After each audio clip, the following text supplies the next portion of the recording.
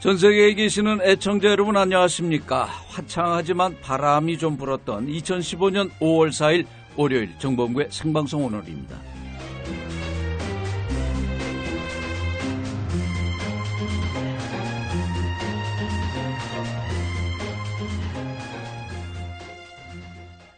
일주일간 미국을 방문한 아베 일본 총리, 미국을 향해서는 과거 2차 대전 도발에 대해 극진히 사과했지만 아시아 국가들에 대한 전쟁 책임을 인정하는 데는 극히 인색했습니다. 그러나 2차 세계대전 패전 70주년을 앞둔 독일은 앙겔라 메르켈 총리가 다시 한번 나치의 과오에 대해 공개 반성함으로써 일본과는 극명한 대조를 보여주었습니다. 앙겔라 메르켈 총리 어제 다카우에 있는 옛 나치 포로 수용소에서 생존자들과 함께 수용소 해방 70주년 기념식에 참석했는데요. 함께 희생자들을 추모했고요. 또 지난 2일에는 한 연설을 통해 이렇게 말했습니다. 우리 독일인들은 나치 시대에 행해진 일들에 대해 잘 알아야 하고 주의 깊고 민감하게 대응해야 할 책임이 있다. 과거사에 대한 분명한 태도를 보여주었다고 얘기할 수 있죠. 그러나 평화헌법 개정을 통해 군사대국화를 꿈꾸는 일본 아베 정권은 앙겔라 메르켈 총리의 충고에 귀를 기울여야 할 것입니다. 메르켈 총리는 지난 3월 일본 방문 당시 아베를 향해서 이렇게 말했습니다. 독일은 2차 대전의 과오를 정리했기 때문에 유럽 통합을 이룰 수 있었다. 과거 역사를 정면으로 마주하라. 과연 아베 정권의 이런 말을 들을 귀가 있을는지요? 잠시 후 오늘의 초점부터 시작합니다.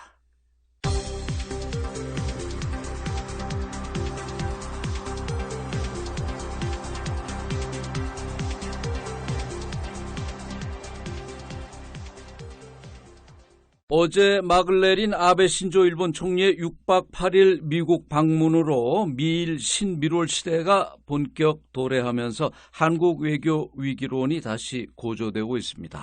미일 군사동맹이 강화되고 있고 중일 관계도 개선되고 있는 조짐을 보이고 있는데 막상 우리 외교는 갈 길을 찾고 있는지 오늘 이 문제 다뤄보겠습니다. 서울대학교 통일평화연구원 서보혁 교수 전화 연결되어 있습니다. 서 교수님. 네, 안녕하세요. 네. 네. 이번에 그 아베 미국 방문한 거 보니까 뭐 미국 쪽에는 극진하게 2차 대전에 대해서도 막 사과하고 말이죠. 그 미국 관심을 끌기 위해서는 하는데 아시아에 대해서는 뭐 여전히 그 인색하고 이렇게 했더군요. 네. 근데 이제 이런 것들이 결국 우리가 제대로 우리 외교가 여기 대응을 못하고 있는 거 아니냐 이런 지적들이 나오는데 어떻게 보시나요? 전반적으로 지금 우리 외교를. 네, 이번에 그 미일 정상회담은 우리 한국의 상당히 큰 외교적인 과제, 현주소를 던져주었습니다. 네.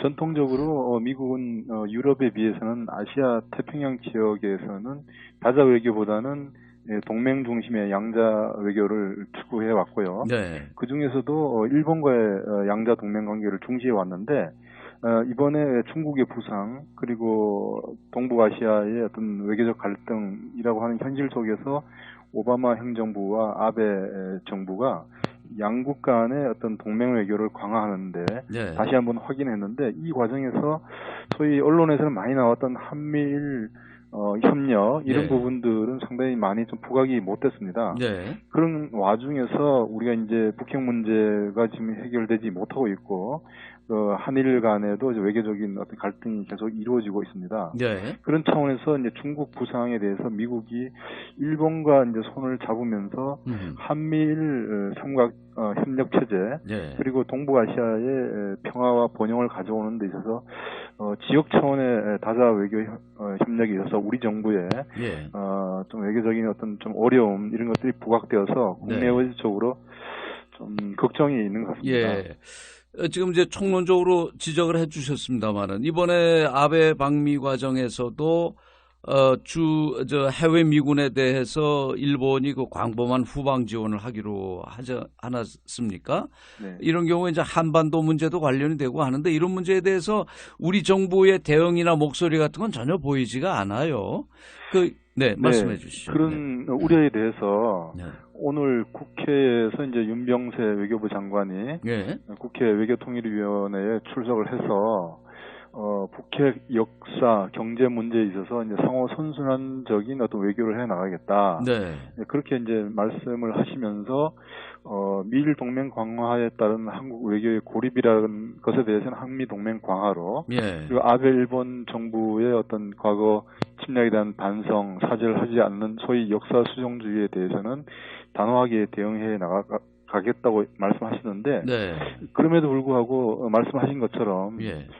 미국이 동아시아의 번영과 평화를 추구해 나가는 데 있어서 한미일 3자 외교 협력을 해 나간다고 했는데 예. 미일 동맹 관계를 주로 하고 예. 한미 외교는 좀 부차시하는 예. 이런 것들이 이번 미일 정상회담에서 드러났거든요. 그렇죠. 그렇기 때문에 만약에 미국이 이제 일본과의 동맹을 강화해 나가면서 소위 중국의 부상에 대한 외교적 군사적인 대응을 해 나간다고 했을 때 네. 우리 정부가 물론 한미 동맹도 강화해야 된다는 것은 하나의 대안이 될 수 있지만은 네. 그것으로만 올인 했을 경우에 과연 중국과 우리 한국 사회의 경제적 상호작용이 상당히 높고 네. 그리고 실제 미국, 일본을 한편으로 하고 중국을 한편으로 하는 어떤 군사적인 갈등이 있을 때 우리가 어떤 입장을 취해야 될 거냐라고 네. 하는 것에 대해서는 국내적인 논의도 충분히 필요하고요. 예. 그것에 대해서 우리가 미국, 일본, 중국을 향해서 우리 입장을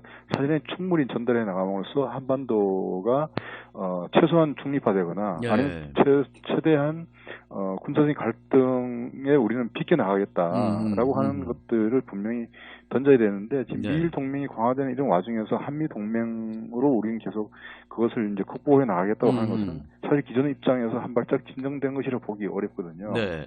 이제 바로 이런 태도, 우리 외교부 뭐 장관의 이런 태도도 국회 같은 데서 질타받는 거 아닙니까? 이게 상황은 엄중한데 저 혼자 자화자찬하고 있다는 건데요. 네. 오늘 그 서 교수님이 한 그 일간지 인터뷰 기사를 보니까 네. 현 정부가 목표 달성을 위해서 다양한 방법을 동원하기보다는 특정한 방법으로 해보가 안 되면 할 수 없다. 뭐 이런 식의 네거티브 외교 안보 전략을 택하고 있다고 비판하셨는데요. 네, 또는 그것을 이제 선택주의라고도 말씀을 드렸는데요. 네. 일반적으로 이제 외교 정책에 있어서 정책 수단이 일단은 한 국가가 일방적으로 하는 방식, 그다음에 동맹 관계나 우호 협력 관계에 있는 나라들과 양자 관계로 하는 방식, 그리고 여러 나라나 국제 기구를 통해서 하는 다자적 방식이 있고, 그리고 또 다른 어떤 정책 수단으로 보면은 어떤 그 온건하고 어떤 그 유연하고 회유하는 방식이 있고 어떤 강압적인 방식이 있습니다. 네. 그리고 특히나 우리 동북아시아는 잘 아시다시피 외교, 역사, 군사적으로는 상당히 지금 대대비 냉전 해체 이후에도 지금 완전히 가시지 않고 있습니다. 그렇죠. 그렇기 때문에 우리가 이제 동맹을 강화하는 것도 중요하지만은 우리와 잠재적으로 갈등 관계에 있거나 또는 적대 관계에 있거나 이런 나라들과 사실 대립 긴장을 완화해 나가면서 우리가 어떤 외교적인 지평 또 레버러지를 넓혀 나가야 되고요. 그렇게 나가기 위해서는 외교 수단의 다변화가 필요하고 그렇죠. 그리고 나아가서 동북아의 어떤 군사적인 정치적인 갈등의 가능성을 낮추기 위해서는 지역 차원의 다자 안보 협력에 대한 전망도 갖고 주변 국가들과 협력을 해 나가야 되는데 지금은 상당히 특정 국가나 특정 수단으로 경도되어 있다는 점에서 제가 이제 네거티브 외교 또는 선택주의 외교라고 좀 지적을 했었습니다.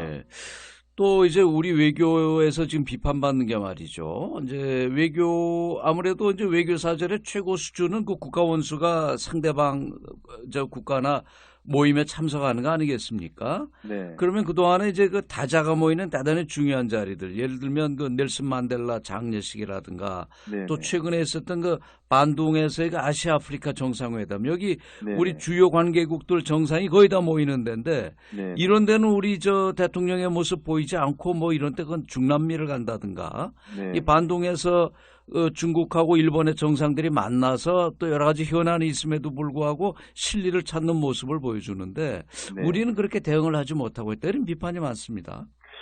네, 그런 지적이 있었고요.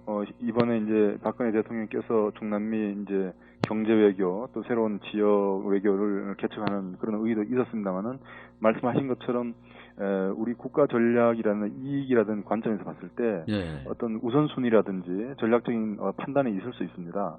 그런데 지금 우리 동북아시아가 상당히 그 경제적 상호조는 높아지지만은 정치 군사 이념적으로는 여전히 대립이 높아지고 있기 때문에 네. 역시 우리 지역에 있어서 주변 국가들 특히 사강이 밀집되어 있는 이 지역에서의 우리 외교적인 어떤 입지를 높이고 우리 국가가 추구하는 이익을 극대화해 나가는데 외교적 노력을 높여 나가야 되는데 예. 그런 부분에 있어서 이번에 이제 아시아 아프리카 정상회담 인도네시아에서 열렸습니다만은 예.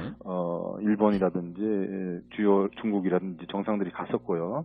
그리고 이제 앞으로 있을 5월 초에 있을 2차 대전 승전 기념 네. 러시아 정상회담도 있는데 거기도 이제 가지 않는 걸로 알고 있고요. 예. 그리고 지금 가장 중요하게는 우리와 이제 동맹 우호 협력 관계를 강화해야 될 일본과의 관계가 예. 박 대통령 취임 이후에 아직 한 번도 정상회담이 이루어지지 않고 있고요. 네. 그것이 역사적인 문제, 종공 위안부 문제로 위시되는 그 문제가 해결 없이는 다른 문제가 지금 해결이 좀 어렵게 되어 있는 그런 구조입니다. 네. 물론 외교부 장관이 최근에 들어서 그런 말을 조금 완화하는 언급은 했었습니다만은 실질적으로 지금 위안부 문제에 대한 아베 정부의 어떤 그 숙구적인 태도 변화가 없이 예. 우리가 정상회담이라든지 일본과의 관계의 전면적인 개선이 지금 안 되고 있는 이런 프레임 속에서 예. 비핵화라든지 또 우리 주변 안보 환경의 개선이라든지 이 부분에서 한국의 지금 목소리가 어떤 그 입장이 지금 거의 실종돼 있다. 네. 이런 지적에 대해서는 우리 정부가 좀 교묘하게 듣고 예. 국민들의 기대나 또 주변의 어떤 긴장 완화를 위해서 큰 역할을 해야 되는데 네. 이렇게 해 나가기 위해서라도 우리가 이제 남북 간의 어떤 경제 협력이나 인도적 문제 해결은 물론이고 이 지역 우리 안보 협력, 외교 다각화 차원에서도 한국의 레버러지를 높이려면은 예. 남북 관계가 개선돼야 된다. 그렇죠. 이렇게 연결돼 있습니다, 서로. 지금 이 남북 관계도 말이죠. 사실 보면 북쪽에서 그동안에 몇 번 화해 제스처를 보이지 않았습니까? 지난번에 그 아시아 올림픽 때 그 예정이 없이 북에 고위사절단이 왔다라든가 네. 또 개성공단에서 그 임금 인상 문제가 표면적인 이유지만 사실 북측으로서는 남쪽과 대화하자는 시그널을 보냈던 건데요. 네. 남쪽은 계속 경직된 태도로 일관한 것이 아닌가 이런 비판도 있는데요. 그렇습니다. 지금 말씀하신 것처럼 몇 번 우리 박근혜 정부 등장 이후에 김정은 정권과 대화할 수 있는 기회가 있었고 네. 또 한 번 이례적이지만은 소위 고위급 접촉이 있었습니다. 네. 그런데 이제 물론 우리 정부도 뭐 신뢰 프로세스다 해서 신뢰를 중시하고 대화를 하려고 노력을 했습니다만은 역시 이제 남북한에 새롭게 들어선 정권이 어떤 남북 대화에 대한 주도권 또 그것에 앞서서 상대를 먼저 이렇게 주도해 나가려고 하는 그런 점들이 좀 앞서다 보니까 네. 대화에 모멘텀이 많았음에도 불구하고 그런 기회를 살리지 못했고 우리 시민사회나 이제 남한에서 입장에서 봤을 때는 역시 이명박 정부 때 만들어 놓은 그 5.24 대북 제재 조치, 천안함 폭침 사건에 연유하는 그 5.24 제재 조치에 의해서 지금 남북 대화를 전면적으로 하지 못하는 발목을 우리 스스로 갖고 있는데 그 부분에 대해서는 이제 시간도 많이 지났고 그 천안함 사건이 김정일 정권 때의 일이었고 그리고 사실 북한이 그런 부분에 대해서 서로 유감을 표시하고 서로 협력과 긴장 완화를 위해서 노력할 의사를 간접적으로 몇 번 표방한 바 있습니다. 네. 그리고 천안함 그 제재 조치 자체가 법적인 어떤 구속력을 갖고 있고 정권이 교체됐음에도 불구하고 그것을 계속해야 된다는 어떤 법적인 그런 의무라든지 구속력은 있지 않습니다. 네. 그렇기 때문에 우리 정부가 말하고 있는 작은 통일에서 큰 통일로 열어나가기 위해서 그리고 올해 이제 광복 70주년을 기념하면서 남북이 다시 화해의 길로 들어서기 위해서는 정부가 5.24 제재 조치를 넘어서는 그것에만 너무 의존하지 않는 과감한 대화가 있어야 될 걸로 기대합니다. 자, 결론적으로 말이죠. 우리 통일 외교 정책 어떤 걸 가장 중요한 원칙으로 갖고 좀 나아가야 되는 걸까요? 네, 일단 가장 중요한 것은 무엇보다도 지금 분단 상태, 동북아의 이제 긴장이 가시지 않고 있는 상태에서는 한반도의 평화 정착, 지속적인 평화, 안정적인 평화를 가져오는 게 가장 중요합니다. 그 한가운데 이제 북한 핵 문제가 있고, 그렇게 해 나가기 위해서는 북한을 대화의 장으로 끌어들여야 되고, 그렇게 해 나가기 위해서 우리가 남북 대화와 육자회담, 소위 다자 회담, 이것을 상호 순환적으로 전개해 나가는 우리 외교적인 어떤 태도가 필요하고요. 그리고 역시 앞서 말씀처럼 이 동북아의 지역적인 불안정성이 있기 때문에 우리가 한미 동맹 관계를 중시해 나가면서 우리의 어떤 안보를 계속 바탕을 해 나가면서도 지역의 불안정한 긴장을 풀어 나가기 위해서 다자 안보 협력을 만들어 나가는 외교적인 노력도 필요한데 거의 당장 유럽처럼 어떤 제도적으로 되기 어려우면은 예를 들어서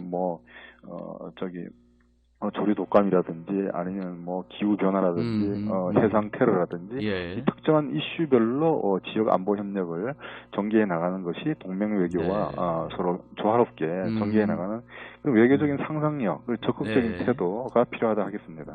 외교적 상상력, 참 좋은 말씀 오늘 해주셨네요. 네네. 서보혁 교수님 오늘 말씀 고맙습니다. 감사합니다. 네.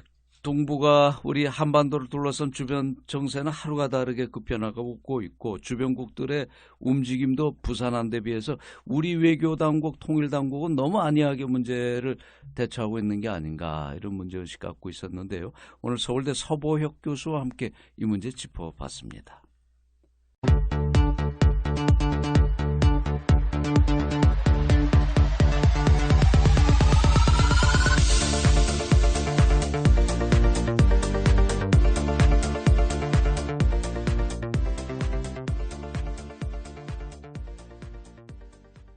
지난주는 노동자들의 생일이라고 해야 되나요? 그 메이데이가 있었죠. 노동절인데요. 근데 사실은 이제 우리는 아직 노동절에 공식적으로 쉬는 데가 있기도 하고 없기도 합니다. 그러나 유럽의 노동절 풍경은 분명히 우리하고는 좀 다를 텐데요. 어땠는지 파리의 목수정 통신원 연결해 보겠습니다. 목수정 통신원 안녕하셨어요? 네, 안녕하셨어요. 네. 유럽은 아무래도 노동절이 큰 축제로 진행이 되겠죠? 예, 그렇죠. 그 유럽 국가들의 노동절 풍경이 좀 어땠는지 얘기 좀 해주시죠. 네, 일단 독일 소식부터 제가 말씀드릴게요. 독일에서 이례적으로 굉장히 많은 노동자들 40만 명이 전역에서 메이데이를 축하하는 집회와 노동자 축제를 벌였다고 하는데 그건 독일 전역에서 벌인 거겠죠? 그렇죠. 전역에서 여러 군데에서 이번에 특히 이렇게 많은 노동자들이 거리에 나서서 노동절을 축하를 했던 사연이 2015년 5회에 들어서 비로소 독일에서 최저임금제가 도입이 됐답니다. 그래서 그것을 자축하고 그것을 지켜내기 위한 그 다짐 차원에서 대규모의 그 노동절 집회가 이제 전역에서 펼쳐졌던 것이죠. 독일은 최저임금 제도가 올해 처음으로 도입이 됐나요? 네, 놀라운 사실인데요. 이게 역사적인 배경이 어느 정도 있습니다. 그러니까 독일 통일이 25년 전에 됐잖아요. 그렇죠. 그래서 서독과 동독 사이에 임금차가 사실 굉장히 컸고 그 전체를 아우르는 하나의 그 최저임금을 만들어낸다라는 것이 현실적으로 쉽지 않았던 것이죠. 지금 이 최저임금이 올해 이제 도입되게 된 것은 결과적으로 25년 만에 그 동쪽과 서쪽에 있었던 그 커다란 임금 격차가 이제 거의 차이 없이 좁혀졌다라고 하는 상징적인 사건이기도 하고요. 그 프랑스 경우는 어땠습니까? 노동절 표정이? 프랑스 비가 왔어요. 하루 종일. 그래가지고 독일보다 훨씬 적은 숫자 10만 명 정도가 모여서 노동조 집회를 했는데 예. 재미있었던 하나의 이벤트 사건은 그 대부분의 이제 노조들이 모여서 같이 행진을 하는데 네. 유독 그 FN 극우정당만은 프랑스 안에서 인간 대접을 못 받아요. 그래서 같이 못 합니다. 이게 마리 르팽이 당수로 있는 마린 당이죠. 르펜이 네. 네, 지도자로 있는 그 FN이라고 하는 정당은 그래서 항상 잔다르크 네. 예. 민족주의를 구치시키기 위한 하는 상징으로 잔다르크 그 공장 앞에서 모여서 행진을 하고 연설을 하고 행진하고 이러는데 이번에 페멘이라고 왜 네. 상반신을 노출하고 이제 행동주의적인 그런 노선을 취하는 그 여성 페미니스트 그룹 네. 그분들이 이번에 등장하셔서 네. 르펜이 연설을 시작할 때 르펜은 히틀러다. 그러니까 르펜은 파시스트다. 하이 르펜 이런 식으로 예. 퍼포먼스를 해서 예. 르펜의 연설을 완전히 방해를 했던 것이 굉장히 큰 언론의 예. 보도가 됐던 사건이었습니다. 그러니까 프랑스에서는 아주 극우 정당이라 하더라도 일단 노동절 행사는 같이 참석은 하는군요. 비록 시민들로부터는 환영받지 못하지만. 제가 왜 하는지 모르겠는데 네. 꼬박꼬박 하더라고요. 예. 그런데 프랑스 관련 소식을 접하다가 제가 놀란 게 있습니다. 그 프랑스의 네. 노조 조직률이 그렇게 낮다면서요? 굉장히 낮습니다. 10%가 안 돼요. 그 우리나라가 지금 10%가 안 되는 거 가지고 조직률이 대단히 낮다고 하는데 프랑스가 이런 수준이라는 건가요? 네. 조직률은 낮지만 예. 노조의 사회적 영향력은 꽤 큽니다. 또. 그게 예. 프랑스 예. 노동계의 특징입니다. 글쎄요. 별 걱정도 네. 안 해요. 노조들 만나보면 왜 이렇게 낮냐. 네. 근데 원래 그렇다 우리는 걱정 안 한다. 좀 사회적으로 아니다. 불공평한 거 아닙니까? 투쟁은 노조가 하고 과실은 비노조원들도 같이 나눠 먹는다는 건. 그렇죠. 사실 네. 비노조원들이 노조원이 아니더라도 예. 노조 협상에서 단체 협상에서 이제 조건이 결정이 되면 다 혜택을 받거든요. 네. 그렇기 때문에 불공평하긴 한데 그런 전통을 유지하고 있고 그리고 비노조원들 중에는 노조에 관심이 없어서라기보다 노조가 하나의 권력이라고 생각해서 네. 노조보다 더 왼쪽에 있기 때문에 예. 그래서 노조에 가입하지 않는 노조원들도 네. 있어요. 네. 그 프랑스 노조 조직률이 7%, 8% 수준의 낮은 조직률이라는데 90%가 넘는 그 조직률을 갖고 있는 노조가 있다면서요? 네네. 굉장히 재미있는 사건인데 네. 노동절이다 보니까 있어도 이제 언론 보도 통해서 봤는데요. 프로축구 선수 노조가 있어요. 아하, 네. 무려 네. 50년이 넘은 전통을 가진, 예. 50년 가까이 된 그런 노조인데 네. 조직률이 94%입니다. 이게 프로축구 선수들은 근데 소득도 높지 않습니까? 그런데 노조, 네. 사실 그 상위 10% 정도는 굉장히 높고, 예. 나머지 선수들은 그렇게 어마어마하게 높지는 않다고 합니다. 그리고 수명이 짧잖아요. 예. 네. 부상을 당하거나 이런 경우도 높고, 예. 어느 순간에 아직 굉장히 젊을 때 이직을 해야 하는 사람들이기 때문에 아하. 이분들의 조직률이 높은 것이 이제 여러 가지 그런 직업의 어떤 불안정성, 예. 그리고 수명이 짧은 점 이런 것들을 방지하기 위한 어떤 연대 조직으로서 기능을 하는 것이죠. 예. 그리고 94%면 이거 무슨 약간 예. 거의 믿어지지 않는 조직률인데. 그러니까 이게 무슨 이유가 특별히 있는 거 아닐까요? 여기만 이렇게 높다는 건? 일단 단일 노조예요. 네. 프랑스는 복수 노조지 않습니까? 네. 그래서 여기저기 흩어져 있는데 거의 여기에 전부 다 들어가 있고, 예. 프로 축구 선수가 한 1,100명 정도라고 하는데 대부분이 여기 들어가 있다고 하고, 또 굉장히 이 노조로서의 역할을 성실하고 예. 효과적으로 이행을 하고 있어요. 네. 이를테면은 대부분의 노조들이 그 노조 조합원들의 조합비로 이제 운영이 되는데, 네. 여기는 그뿐 아니라 이를테면 구단주들이 우리나라 같은 경우는 전적으로 갖고 있는 갑이죠. 네.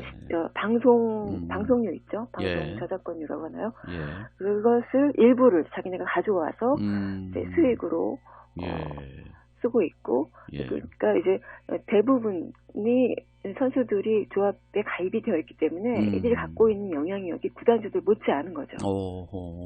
여기에 들어가 있어야지만 혜택을 보는 부분이 굉장히 큰 것입니다. 그렇군요. 그렇기 때문에 굉장히 잘 유지가 되는 아주 모범적인 노조 중에 하나더라고요. 예, 재밌네요. 이 사례를 보면서 우리나라 선수들도 구단주들한테 착취만 당하지 않고 이런 걸 만들면 정말 좋겠다. 네, 우리나라에서 아마 프로축구 선수들이 노조 만든다 그러면 또 별의별 소리가 다 나올 겁니다. 예, 그렇겠죠. 여기는.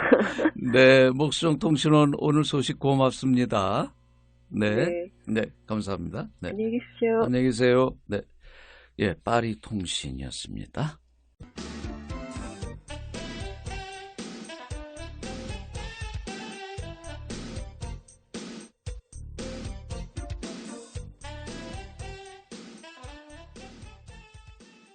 통상 여당의 무덤이라고 불려왔던 재보선이 이제는 오히려 야당의 무덤이 되고 있습니다. 지난 4월 29일 재보선 결과 야당의 참패로 나타났는데요. 관점 있는 시사비평 오늘도 서울과학기술대 고원 교수와 함께 짚어보겠습니다. 고원 교수님 어서 오세요. 네, 안녕하셨습니까? 네, 아직도 이 4.29 재보선 여권에서는 예상외의 압승이고 네. 야권으로서는 참패에 네. 대한 이제 사람들의 뒷얘기들이 많은데요. 우선 야권의 입장에서 정말 완패, 특히 새정치연합은 이제 완패, 참패 이런 네. 말이 나오는데 그 원인을 어디에서부터 보고 계십니까? 객관적인 외부 상황은 새정치연합에 상당히 유리하게 돌아가는 그런 조건이었죠. 네. 특히 이제 성완종 사건이 터지면서 소위 이제 실제 여론조사 결과에서도 소위 새누리당 후보들에 대한 지지율이 굉장히 그 출렁이면서 빠지는 모습이 나타났었고요. 상당히 좋은 조건이었는데 그럼에도 불구하고 결과적으로 선거는 새누리당의 압승, 새정치연합의 전패로 나타나는데 이건 뭐 제가 볼 때는 전적으로 새정치연합의 전략적 미스에서 초래된 결과였다. 뭐 그렇게 고원 박사가 어디 신문에 경향신문 낸 칼럼에 보면 새정치연합은 이 선거를 처음부터 분열 통합의 그 구도로 몰고 갔는데 이건 잘못된 것이다. 이게 좀 설명해 주시겠습니까? 그러니까 이제 새정치연합이 소위 이제 선거는 기본적으로 구도가 가장 중요하지 않습니까? 원론적으로. 그런 얘기를 하죠. 네. 그러니까 구도라는 관점에서 봤을 때 이제 새정치연합이 주로 이제 그 분열이냐 통합이냐 이런 어떤 패러다임을 가지고 선거를 치렀다라는 것인데요. 그게 이제 결과적으로 뭐냐면은 여야 구도가 아니라 야야 구도를 만들었어요. 그러니까 야당 내부에서 대결하는 구도를 만들므로써 결과적으로는 지지층을 흩어지게 만들고 힘 빠지게 만드는 그리고 이제 뭐 여당은 소위 이제 그 성완종 사건에도 불구하고 상당히 그런 어떤 구도의 덕택에 피해 나갈 수 있었던 공격을 뭐 이런 잠깐만 그러니까 지금 성완종 스캔들로 뭐 현직 국무총리를 포함해서 무수히 많은 친박 인사들 뭐 전현직 비서실장까지 다 요런데 총체적인 어떻게 보면 박근혜 정권 자체가 위협받을 수 있는 그런 초대형 비리가 있었는데 뭐 통째로 날아가는 여기에 나를 세우고 싸우는 대신에 새정치연합은 내부 이제 소위 정동영 천정배로 대표되는 그 이달 세력과 대립각을 세우는데 몰두했다. 거기에 몰두했다. 근데 이 책임은 새정년 지도부가 더 많이 져야 됩니까? 아니면 탈당한 천정배, 정동영 이 세력들이 져야 되는 겁니까? 새정년 지도부가 져야 되는 것이죠. 1차적으로는. 왜냐하면은 천정배, 정동영 전 의원이 탈당해서 다른 길을 건다 하더라도 야당으로서는 거기에 맞대응하기보다는 오히려 그 여야 구도를 선명하게 세워내고 그 속에서 그 야당으로서의 자기 책임, 소위 이제 새누리와 현 정권을 충실하게 견제해내고 그렇게 함으로써 여야 구도를 선명하게 만들므로써 소위 그 야권 분열에서 오는 어떤 그 악영향 자기들한테 이런 것도 이제 최소화시킬 수 있다라고 하는. 그러니까 일부가 이렇게 뛰쳐나갔지만 역시 그 야권의 종가는 자기들이다. 우리는 이런 걸 현 정권과 싸워서 뭐 이뤄내겠다. 이런 걸 정정당당하게 보내주지 못하고 고 박사 쓰신 글을 한 부분 인용하면 집 나간 옛 동지들 제압하러 다니는데 사실 뭐 분주했다. 이제 이런 거의 뭐 그 텃밭 관리, 텃밭 지키기에 집중했고요. 실제로 이제 그런 점은 문재인 대표가 광주, 서울 한 지역구를 위해서 한 6번 했었던가요? 꽤 자주 그 광주를 찾았다는 것도 이제 비판의 대상이 되더군요. 물론 이제 거기에 제가 덧붙이고 싶은 건요. 이제 성완종 사건에 대해서 전혀 대응하지 않은 건 아니고 대응을 했는데 굉장히 뭐 저번 주 방송에서도 잠깐 이야기를 했습니다마는 좀 납득이 잘 안 갈 정도로 매우 미적지근하고 아주 불투명한 대응을 했었죠. 특검 도입에 대해서도 소극적이었고, 그렇죠. 총리 문제에 대해서도 뭐 세게 밀어붙이기보다는 자진 사퇴를 촉구하는 정도의 그랬었죠. 그리고 이제 나중에 이제 뒤늦게 근데 이제 거꾸로 새누리나 현 정부는 계속 그 노무현 정부의 특사 문제 등등을 물고 늘어지면서 소위 물타기 오히려 전술로 그렇죠. 나온 거죠. 단지 이제 물을 타는 수준이 아니라 오히려 역공을 가해해 오는 상황이었죠. 그러니까 뭐 박근혜 대통령 담화는 왜 참여정부 때 이렇게 문제가 많은 인사를 풀어줘서 우리 인사들이 돈 먹게 했냐 뭐 이런 얘기 같은 건데요. 그러니까 이제 뒤늦게 정권 심판 카드를 꺼냈는데 정권 심판 카드를 꺼내 놓고도 또 머뭇거렸어요. 이게 선거 자금 문제는 묻지 않겠다. 정통성 문제는 묻지 않겠다. 뭐 이런 식으로. 그러니까 이게 굉장히 뭐냐면은 좌충우돌했던 거죠. 좌충우돌도 그러면서 고 박사 표현대로는 허세를 부렸다. 지지층이 뭐 결집될 수 있는 그런 어떤 계기들을 전혀 제공을 못 해줬죠. 그렇다면은 뭐 지나간 일이지만 물론 성완종 사건은 아직도 이제 수사를 해야 되는 과제가 남아 있는데요. 성완종 사건, 성완종 비리 게이트에 야권은 어떤 자세로 달라붙었어야 되는 겁니까? 뭐 특사 뭐 물타기도 나오고 그럴 때. 그러니까 이제 그 2003년 4년 노무현 정부에서 그 대선 자금 차떼기 수사를 했던 게 저는 굉장히 그 모범적 전례라고 봐요. 그때 이제 그런 어떤 수사를 하게 되면 그 여당만 걸리는 게 아니라 야당도 일정하게 이제 같이 얽힐 수밖에 없는 측면이 있거든요. 이제 그랬을 때 어떻게 하느냐라고 하는 문제인데 당시 노무현 정부, 노무현 대통령은 정권을 걸고 그 부분에 대해서는 정치개혁 차원에서 소위 그 낡은 정치를 척결하는 차원에서 발본색원하는 관점으로 그야말로 투철하게 밀고 나갔기 때문에 구체적으로 얘기를 해봅시다. 그러니까 그때 한나라당이죠. 당시 그 차떼기가 불거지면서 수사를 할 때 노무현 이쪽에 뭐 안희정 이재정, 이상수, 정대철 이 사람들도 전부 이제 대선 관련해서 나왔죠. 구속되고 뭐 자리에서 쫓겨나고 그랬었던 거죠. 이렇게 좀 죽기 살기로 빨가벗고 덤비는 자세가 없다. 지금 새정년에. 그렇죠. 그러니까 자기 살을 깎는. 그러니까 적어도 이런 어떤 낡은 정치, 정경유착의 잔재들이 이 땅에서 영원히 사라져야 되겠다라고 하는 확고한 철학과 신념 이런 부분들이 과연 있었는가 이번에. 노무현 대통령은 그런 부분들이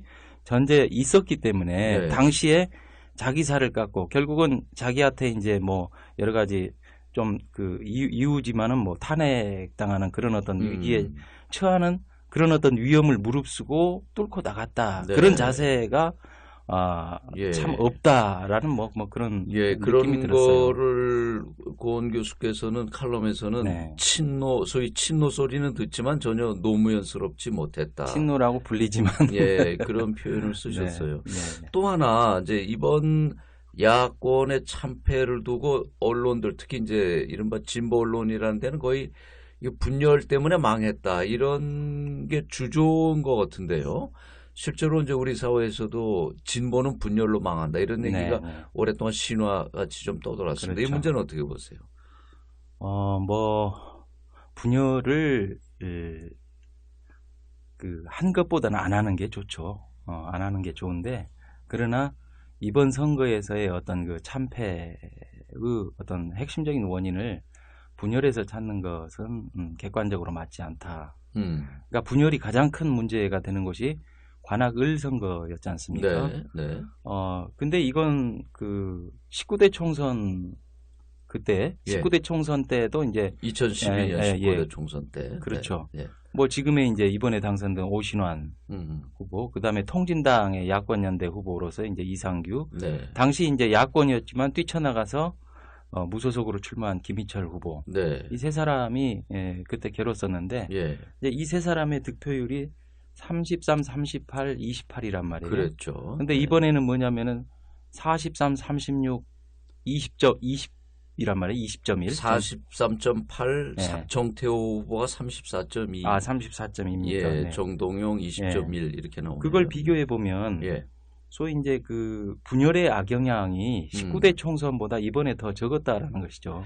그 정리해 보면 이상규 통합진보당 야권연대 후보표와 당시 무소속 여기 반발해서 나온 김희철 무소속의 표를 합하면 야권표가 66.7% 네네. 나와요. 예, 예. 반대로 이번에 당선된 오신환 후보는 33.3%. 그렇죠. 네네. 그러니까 뭐 거의 6대 3의 비율로 네네. 야권이 우세했는데 이번 선거에서 보면 새누리당 후보가 그때보다 약진했죠. 10.5% 네. 이상 더 상승했고, 득표를 했고 예. 새정년 후보는 그때보다 4% 마이너스 통진당 후보보다 예, 더 적게 얻은 거죠. 나왔고요.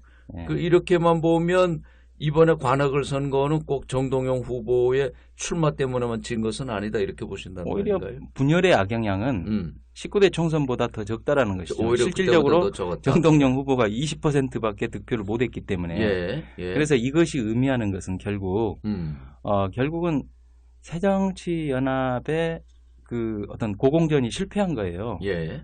결국 그래서 새누리당이 득표를 더 많이 하게 했고 예. 이쪽은 득표의 총량이 적게 된 거죠. 예. 네. 그러니까 이번 관악을 선거에서 이제 야권 분열에 많이 지적들을 하지만 실제로 19대 총선 때와 비교해 보면 그때 그 소위 이제 야당을 분열시켰다는 평을 받는 김희철 후보가 얻었던 것보다 네. 정동영 후보가 얻은 건 지금 8.4% 네. 더 적으니까 네, 네. 분열의 책임은 그때보다 그렇게 오히려 더 약한데 네, 그렇죠. 네. 반대로 한나라당 후보는 그때부터 10.5%를 더 많이 얻었어요. 네, 네. 그러니까 그 여권은 표를 훨씬 확장했고 야권은 네. 이게 전체적인 파이 자체가 줄었다는 네, 건데 네. 그러면 그 새누리당은 뭘 잘해서 이렇게 10.5%씩 표를 확대할 수가 있었던 어쨌든 걸까요? 뭐 그 지역구에서 출마한 후보들의 뭐 어떤 장단점이라기보다는 네. 그 전체적으로 이제 새정치연합과 새누리당, 박근혜 정부 예. 이 고공전의 차이가 이제 결국 가장 큰 차이를 갈랐을 거예요. 보면은 어쨌든 뭐 박근혜 정부와 새누리당은 적절하게 물타기를 잘한 거고 예. 거기에 대해서 새정치연합은 전혀 굉장히 무기력한 대응들을 보여줬던 예. 계속 사실상 헛다리를 짚었던 이런 것들이 종합돼서 이런 어떤 총량적 결과에 반영됐다. 예. 뭐 저는 이렇게 이게 고공전을 얘기할 때 이제 언론에서는 역시 뭐 선거의 여왕 소리를 듣는 이제 네. 박근혜 대통령의 이제 막판 대응, 네. 소위 외국 여행을 갔다 와서 아프다는 명분을 대고 칩거하면서도 선거를 향한 메시지를 딱 내놨고요. 네. 또 이제 새누리당의 김무성 대표도 네. 일찍부터 후보 확정하고 그렇죠. 네. 프레임을 적당히 바꿔가면서 뭐 선거의 왕자라는 말도 나오더군요. 그 새누리당 쪽의 대응, 박근혜 대통령 쪽의 대응도 좀 짚어줘 보시죠. 예, 예. 그러니까 이제 박근혜 대통령이 이제 뭐 그 남미 순방 중에 이제 뭐 몸이 아프게 됐다. 뭐 네. 이걸 이제 그 뉴스로 띄울 때부터 이거 완전히 이건 뭐 선거 전략이다라는 생각들이 확 드는 거죠. 네, 네.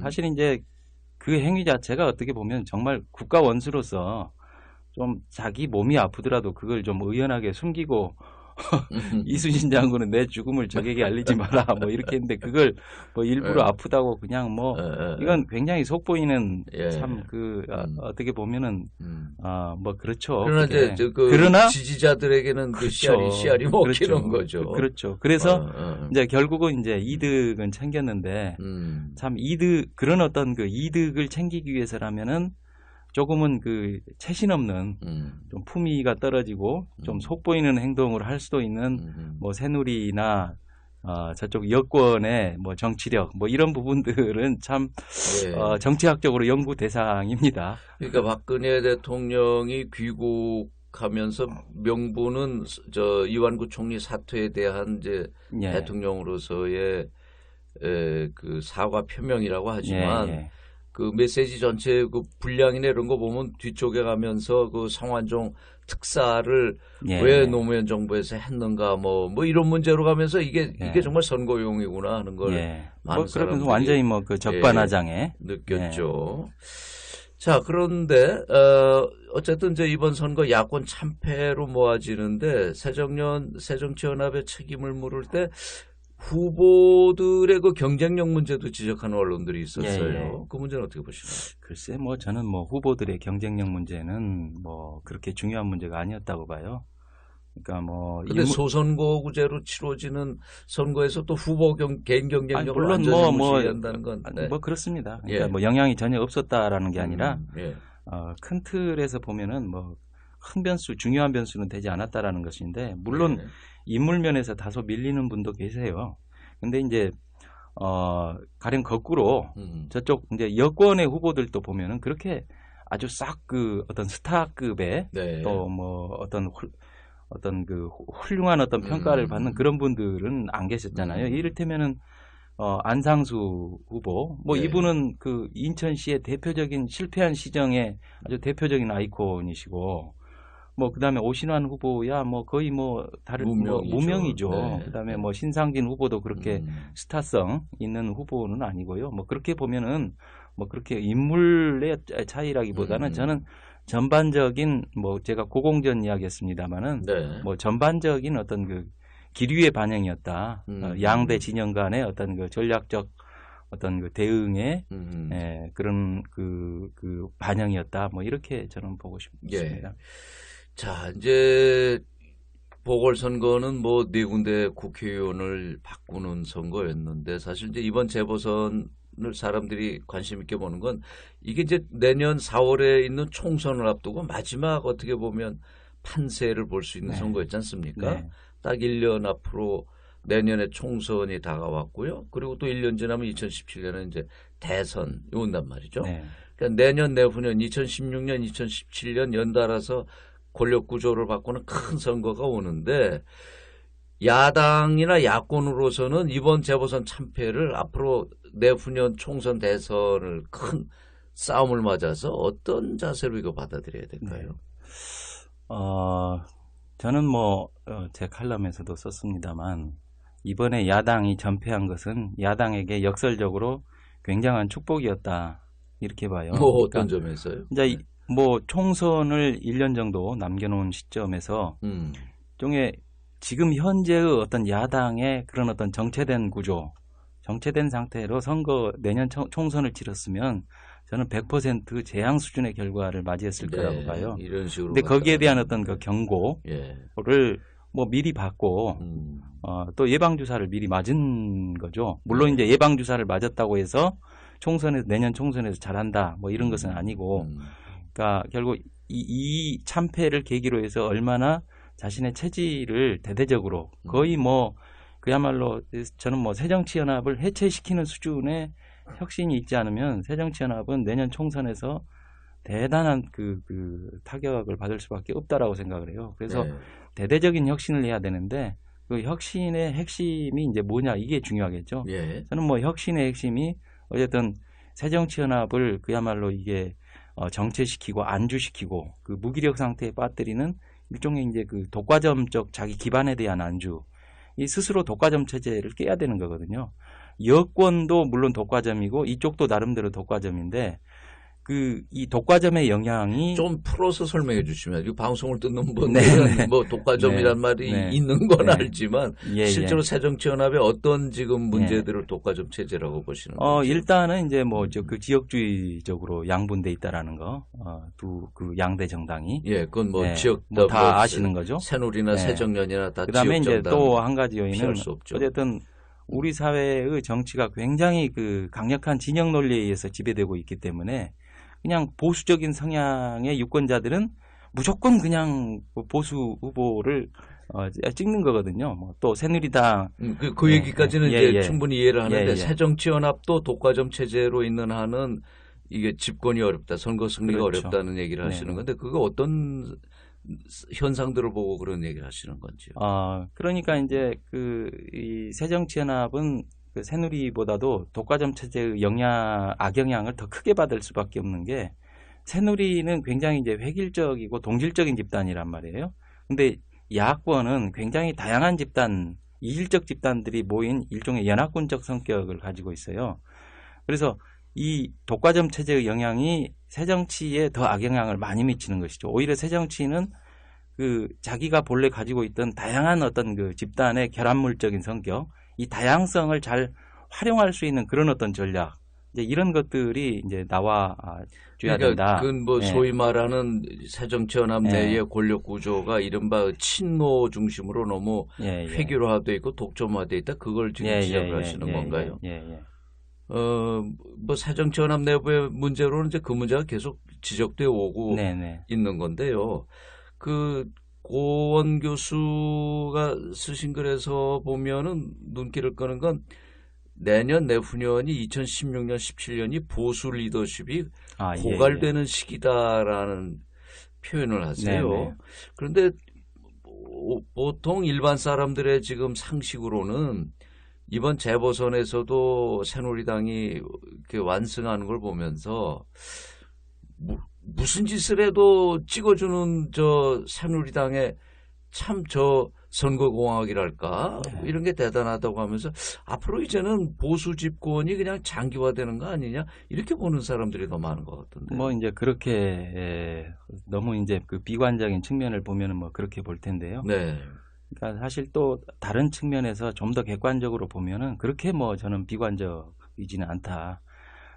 어쨌든 큰 흐름으로 볼 때 우리 사회에서 보수와 진보 이 양대 진영 간의 힘의 관계는 불과 10년, 20년 전에는 굉장히 보수적으로 기울어진 그런 어떤 운동장 구조였지만 길게 보면은 여러 가지 굴곡이 있었지만은 아주 길게 보면은 그게 대체적으로 1대1의 비슷한 평평한 구도를 지향하는 쪽으로 사실 이제 움직여 왔거든요. 이제 그건 뭐냐면은 해방 이후에 우리 사회를 이끌어온 패러다임은 보수 패러다임이었는데 그 보수 패권에 대한 대중들의 그 불신, 소위 이제 그 보수적 가치나 그 보수의 인적 자원이나 이런 걸 통한 우리 사회의 어떤 운영, 통치, 지배가 뭔가 제대로 작동하지 않고 있는 데 대한 회의와 의구와 불신 같은 게 이제 굉장히 축적되어 있거든요.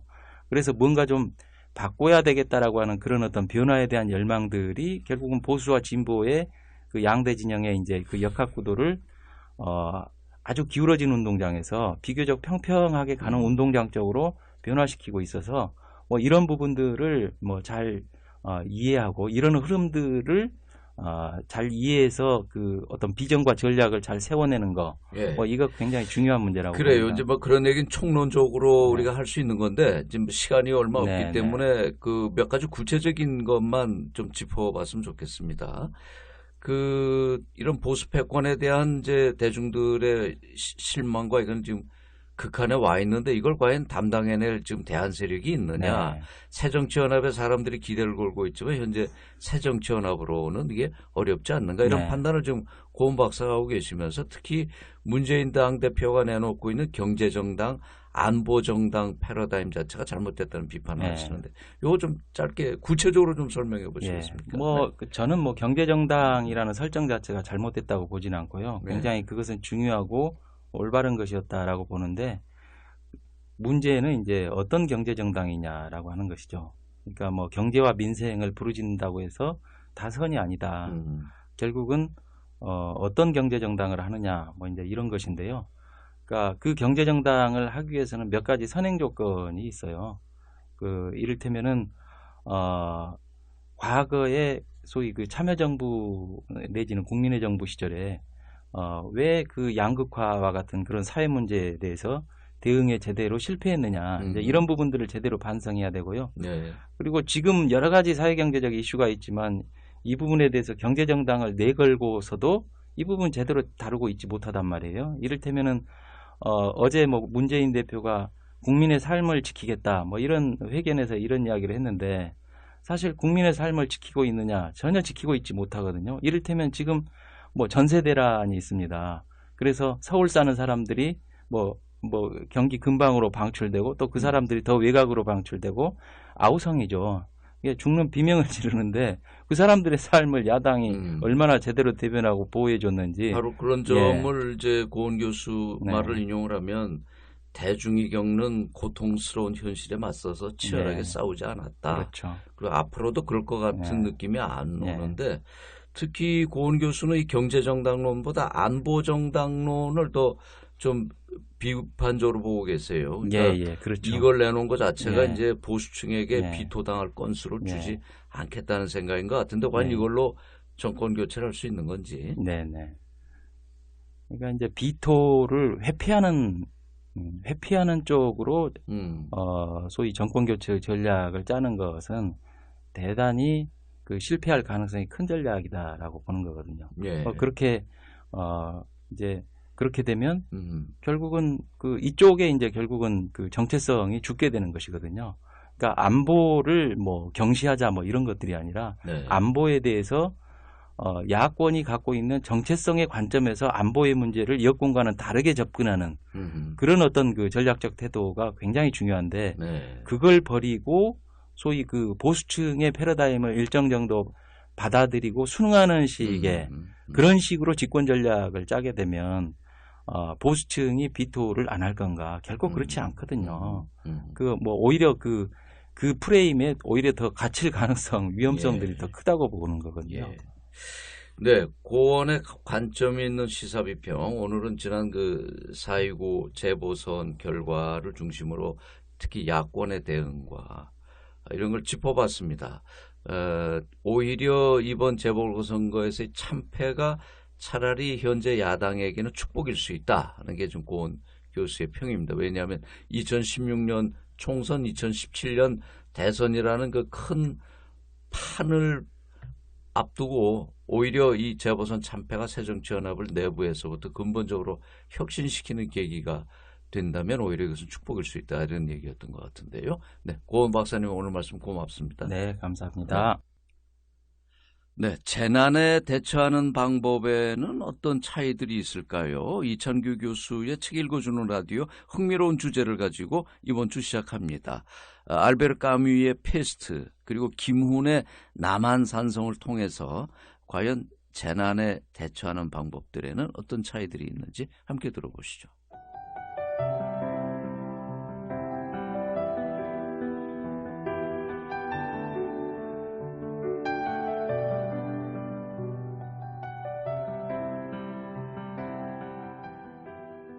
네, 안녕하세요.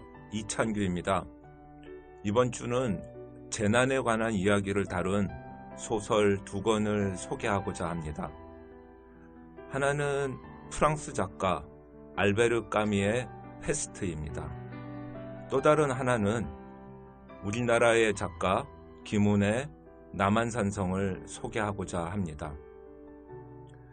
이번 주에 이런 이야기를 다룬 소설을 소개하고자 함은 아마도 지난주 며칠 전에 있었던 네팔의 카트만두의 재난 참사가 마음이 아프고 애도를 하고 싶은 그런 마음이 같이 있었기 때문이 아닌가 이런 생각이 듭니다. 언젠가 보았던 영화에서 이런 대사가 나왔습니다. 재난이 많아질수록 그리고 그 많은 재난 속에서 사람들이 많이 죽어갈수록 우리들은 죽음에 대해서 무감각해질 수밖에 없다라는 그런 대사를 오래전에 어느 영화에서 받고 들었던 기억이 나는데요. 그럴듯한 말이지만 사실은 아닌 그런 말이겠죠. 왜냐하면 죽음이라는 것은 결국 전체적으로 일어나는 재난 속에서도 결국은 개별적인 것이고요. 그리고 그 개별적인 그 개인을 사랑하는 또 다른 타자의 슬픔도 결국은 각자의 몫이 아닌가 이런 생각이 듭니다. 그래서 그 영화의 대사처럼 죽음이 아무리 총체적으로 우리에게 닥쳐 들어와도 닥치더라도 그 슬픔은 각자가 각자의 몫으로 견디고 혹은 견뎌내지 못하기 때문에 아마도 그 영화의 대사, 즉 재난이 많아질수록 그리고 많은 재난 속에서 사람들이 많이 죽을수록 죽음은 무감각해진다라는 그 말은 그럴듯한 말이기는 하지만 사실은 아닌 말이지요. 알베르 까뮈의 페스트와 김운의 남한산성은 각각 재난으로 유폐된 장소를 소설의 공간적 배경으로 삼고 있다는 점에서 공통점이 있습니다. 페스트, 알베르 까뮈의 페스트는 북아프리카의 도시 오랑에서 전염병이 발발하면서 도시 전체가 격리되는 비극적 상황이 이야기의 골격입니다. 따라서 소설의 장소적 배경은 처음부터 끝까지 오랑이라는 도시로 한정됩니다. 오랑이 전염병의 확산을 막기 위해 타의에 의해 밖에서부터 닫힌 그런 공간이 된다면 김운의 소설은 안에서부터 스스로 유폐를 선택한 사람들의 이야기를 다루고 있습니다. 좀 거칠게 요약하자면요. 남한산성은 인조 14년, 즉 1636년이죠. 청나라 군대가 조선을 침략하자 조선의 임금이 신료들과 함께 남한산성으로 들어가 약 1년간에 걸쳐 그곳을 사수한 역사적 사건을 서사의 골격으로 삼고 있습니다.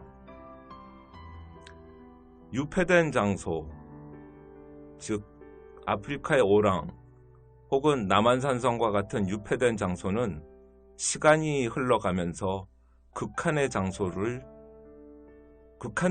됩니다. 그곳에서 소설 속 인물들은 한계 상황을 맞이하죠. 각각의 소설은 사람들이 그러한 상황을 버텨냈거나 버텨내지 못했음을 일정한 핍진성을 통해 보여줍니다.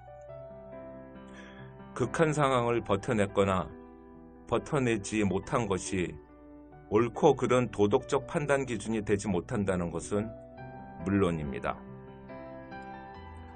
오늘은 먼저 알베르 까뮈의 페스트에서 나오는 한 구절을 읽어드리겠습니다. 이 대목은 까미가 오랑이라는 도시에 대해서 서술하는 장면인데요. 어떻게 보면은 매우 시사적인 데가 있습니다. 왜냐하면 재난이라는 그런 전면적 불행은 인간의 삶에서 가장 많은 것들을 앗아가지만요. 인간의 삶이 오랫동안 잊었던 혹은 방기했던 가치들에 대해서 다시 한번 생각토록 해주기도 하는 것이 또한 재난이기도 하기 때문입니다.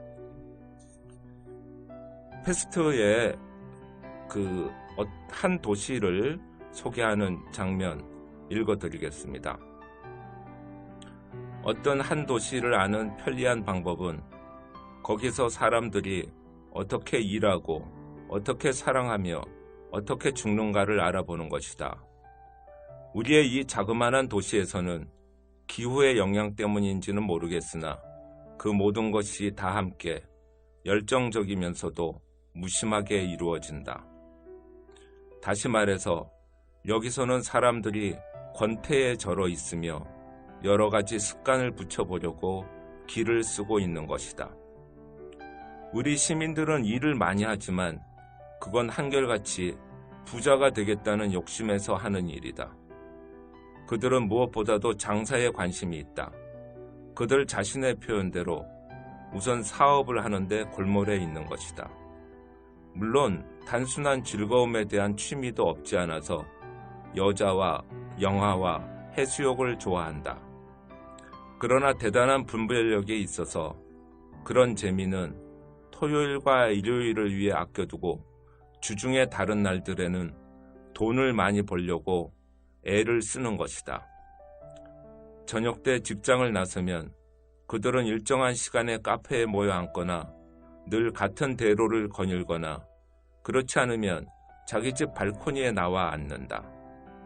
아주 젊은 패들의 욕망은 격렬하면서도 한순간의 짧은 것인데 비해서 나이가 많은 축들이 빠지는 취미란 기껏해야 공불리기 모임이나 친목회의 회식이나 트럼프 노름에 돈을 듬뿍 거는 서클의 선을 넘어서지 않는다. 여기서 제 생각을 조금 덧붙이겠습니다.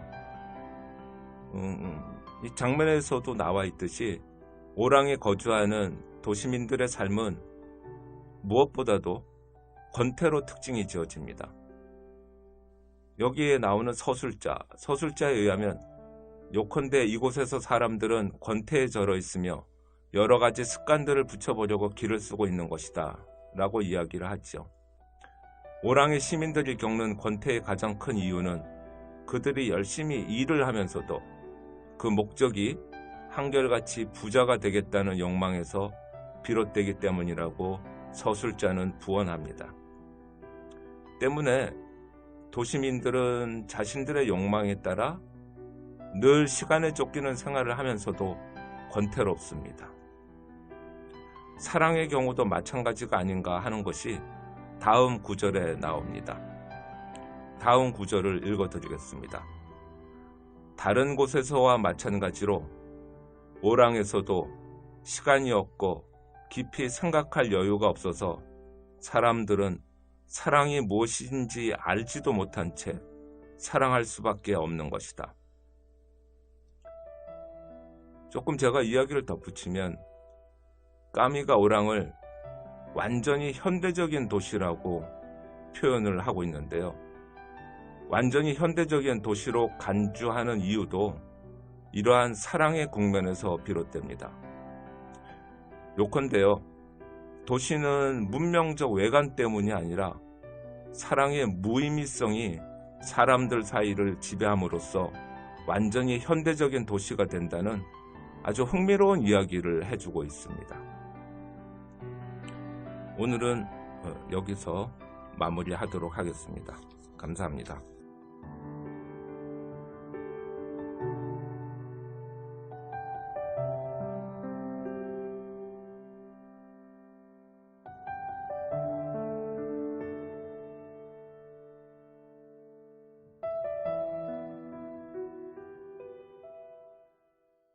징검다리 연휴 사이에 낀 월요일이라 그런지 오늘 거리는 비교적 한산했습니다. 내일 어린이날 앞두고 이제 어린이들 두신 집들에서는 내일 봉사 좀 하셔야 되겠네요. 네, 탐스럽게 폈던 철쭉도 이제 바람에 지고 있습니다. 이 가는 봄날 즐기시기 바라고요. 저는 내일 저녁 7시에 다시 찾아뵙겠습니다. 안녕히 계십시오.